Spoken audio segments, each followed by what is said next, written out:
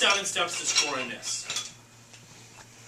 You don't need to video this one. I feel like I've never seen this from you before, and it's Okay. not. And I don't have it scripted, so this can just be for All right, me. so, No one else wants it. This is the homemaker set, it's the touchdown. There's 7 steps to doing this.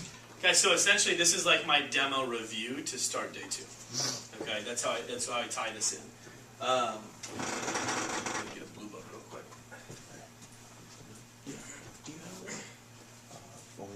So then I start and I'll say, now I'm going to read through these and I'm going to explain how you guys have actually already done this. So you guys already did this when I was trained.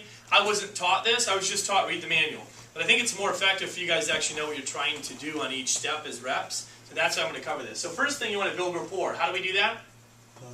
Talk to them. So get to know them. Ask a lot of questions. What's the most important thing in this build rapport section? Connection. Before you move on, you want to talk a lot about them, but you must tell them why you're working.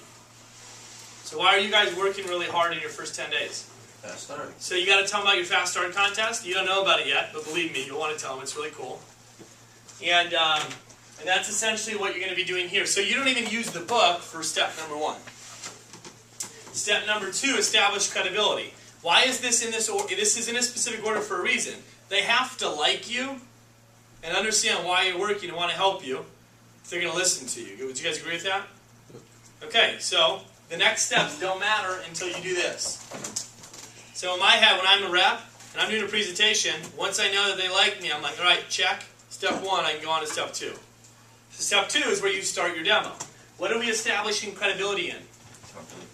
Cutco. All right? They don't care about Vector, do they?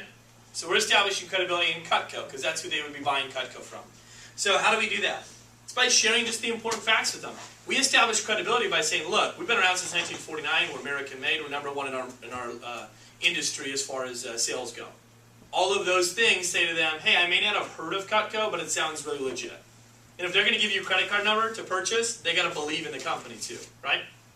So after they think the company's cool, then we create a problem. What's the problem? Their knives are really bad. So you've already created that problem just from role-playing this section, right? So remember the ugly face? That's why we want to get that. When I see the ugly face in the customer, in my head I'm like, check, I've created a problem. I grossed them out. So don't just go through the motion, understand what you're trying to accomplish on that page. Step 4. So guys, it's pretty easy. It's all the stuff that you've done. It's in order. What's step 4? Well, value and a solution. What's the solution for their problem?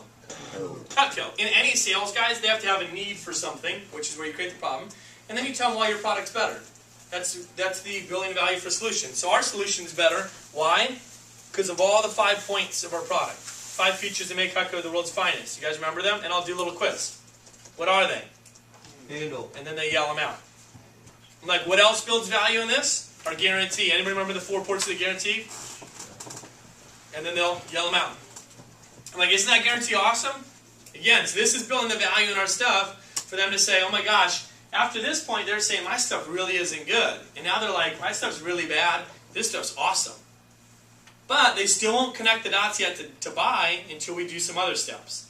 So after step 5, we need to create a need. They like Cutco now, but they just like Cutco in general. So now we got to create a specific need for the homemaker set. How do we do that? Explaining what each piece is used for. Now this is just our basic line. This isn't everything that we have, right? This is just what I've shown you. This is everything. So what we're doing is we're just creating a need for the homemaker set, just the basic tools. All right? After you've gone through this, they should be able to say, yeah, I guess I'd see how I use all those pieces. So what you guys did yesterday and last night and today so far, that's right here. You've done the 5 steps to making the sale. So you've done the majority of the work. All we have to do now is we compare some prices because they got to know how much good stuff is in stores. Right? And that's the first section of training today. And then we AFTO. It's an acronym, stands for Ask for the Order. So in other words, the last thing you have to do is say, hey, do you want to get that? Doesn't that make sense to ask if they want to buy it? You just spent 45 minutes telling them how great it was and get them all excited about it. To then say, okay, what do you think? So at the end, I'll tell you how to do it. Basically at the end, you just got to ask them if they want to get it. And then guess what they say? Yeah. Yes or no. And we'll teach you how to handle those. 60% of the time they say yes though. Right? So we'll teach you all that too. So this is 7 steps to making the sale. These are all equally important.